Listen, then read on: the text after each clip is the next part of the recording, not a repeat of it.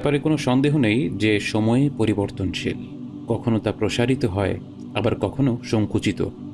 যারা মদিনাতে গিয়েছেন তারা জানেন মদিনার একদিন পৃথিবীর অন্য কোনো জায়গার একদিনের মতো নয়। অতএব সময়ে বরকতের বিষয়টি বাস্তব। ইমাম ইব্রাহিম আব্দুল ওয়াহিদ আল মকদিসি রাহিমাহুল্লাহ তাঁর এক ছাত্রকে উপদেশ দেন, বেশি করে কোরআন পড়বে। যত কোরআন পড়বে সময়ে তত বরকত অনুভব করবে। আমরা যখনই সালাফদের কথা পড়ি আমরা লক্ষ্য করি যে তারা সবাই প্রচুর পরিমাণে কোরআন পড়তেন, বিশেষ করে সকালের তেলাওয়াত, সেটা অল্প পরিমাণে হোক না কেন।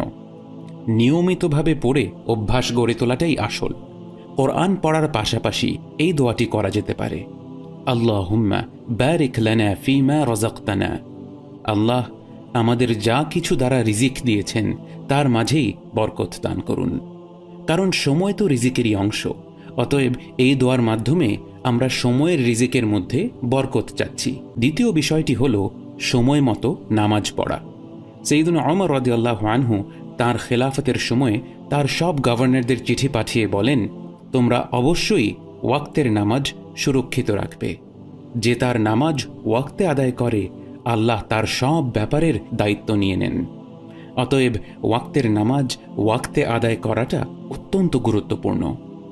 এবং তৃতীয় উপায় হল তাড়াতাড়ি ঘুম থেকে ওঠা। নবীজি সাল্লাল্লাহু আলাইহি ওয়াসাল্লাম বলেন, আমার উম্মতকে সকালের প্রথমাংশে বরকত দান করা হয়েছে।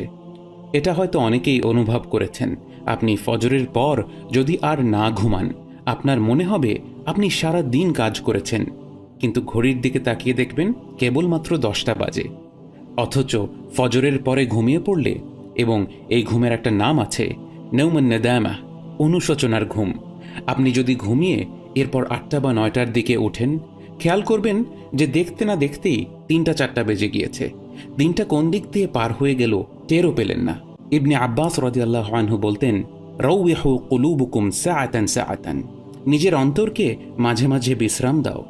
এ কারণে তাঁর কোরআন তাফসিরের দর্সে তিনি কখনো কখনো কবিতার বই বের করে আনতে আদেশ করতেন, এবং দর্সে সবাই কিছুক্ষণ কবিতা পাঠের মাধ্যমে জটিল পড়াশোনা থেকে বিরতি নিত। আরেকটি দোয়া করার উপদেশ দেব, আল্লাহুম্মা ইন্নী আউযু বিকা মিনাল হাম্মি ওয়াল হাযান ওয়াল আজজি ওয়াল কাসাল ওয়াল জুবনি ওয়াল বুখল ওয়া দালাইদ দাইনি ওয়া গলাবাতির রিজাল। হে আল্লাহ, নিশ্চয়ই আমি আপনার কাছে আশ্রয় চাই দুশ্চিন্তা, পেরেশানি, অক্ষমতা, অলসতা, কাপুরুষতা, কৃপণতা, ঋণভার ও মানুষের প্রভাবাধীন হওয়া থেকে। আজিজ হলো এমন ব্যক্তি যে কাজ করতে চায় কিন্তু কাজ করার শক্তি পায় না। ক্যাসলান হলো সে যার কাজ করার ক্ষমতা আছে কিন্তু সে অলস। নবীজি সাল্লাল্লাহু আলাইহি ওয়াসাল্লাম এই দুই পরিস্থিতি থেকেই আল্লাহর কাছে আশ্রয় চেয়েছেন। আল্লাহ যেন আমাদের সময় এবং কর্মক্ষমতায় বরকত দান করেন।